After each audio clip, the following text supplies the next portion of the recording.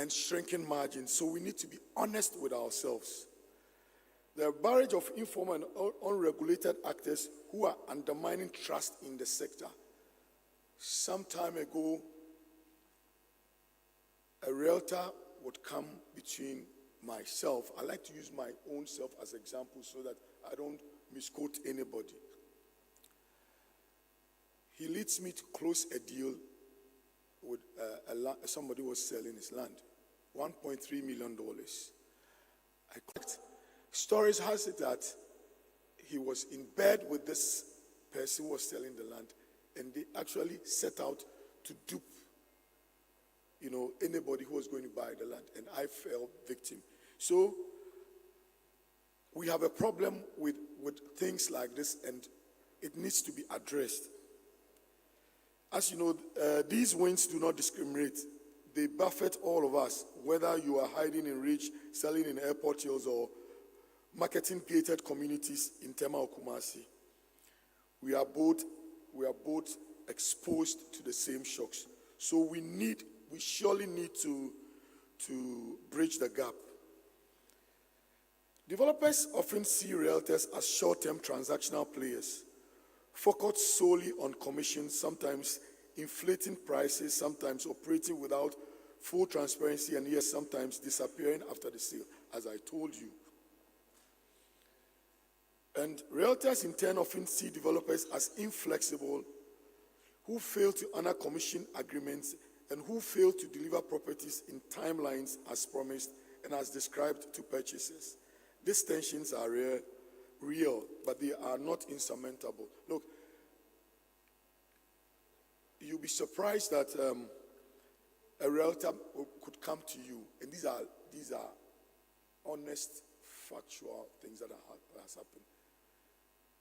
A realtor will come to you and try to negotiate with you and tell you, oh, look, your building or your land costing $500,000. Don't worry.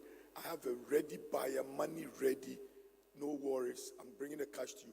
But there's always a but when it comes to this point.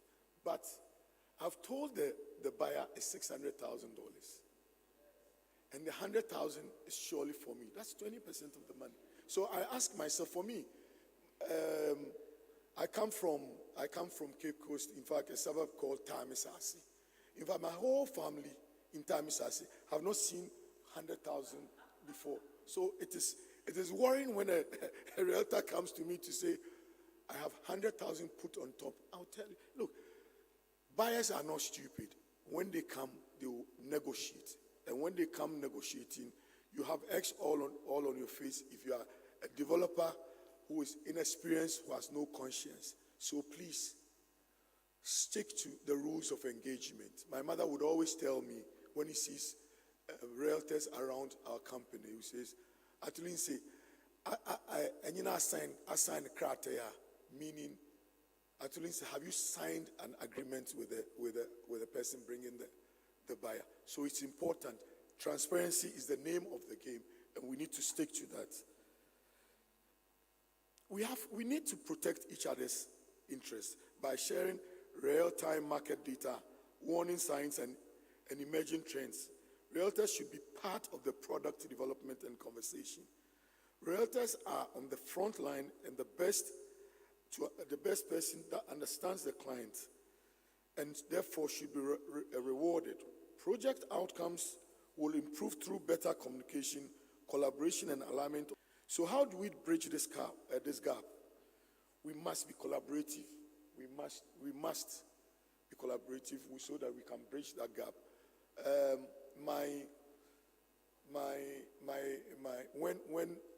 When someone comes to you and tells you, look, I'm bringing a sale, it's a done deal.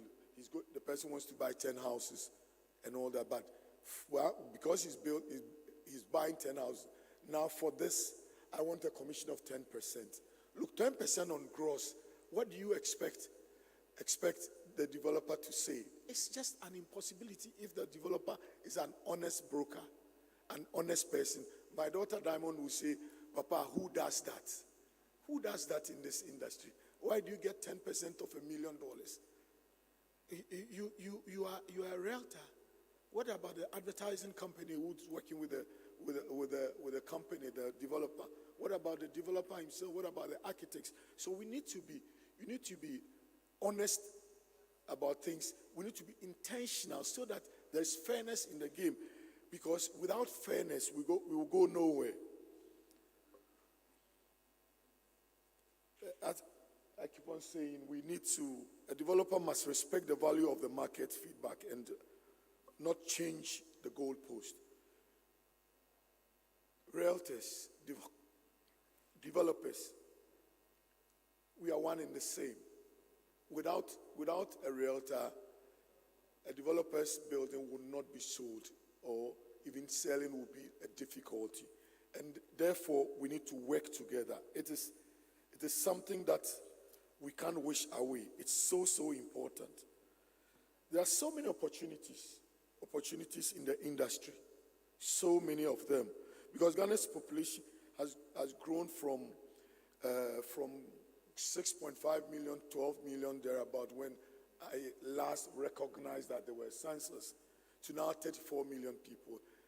I saw in the graphic years ago, archives, that some time ago, Kwame Nkrumah in 1964 was going to Abeka in Accra now, a suburb of Accra now, and Abeka was referred to as Abeka, a town near Accra. Accra stopped somewhere around Jowulu. So when Kwame Nkrumah was going to Abeka in 1964-65, it was referred to as Abeka, a town near Accra.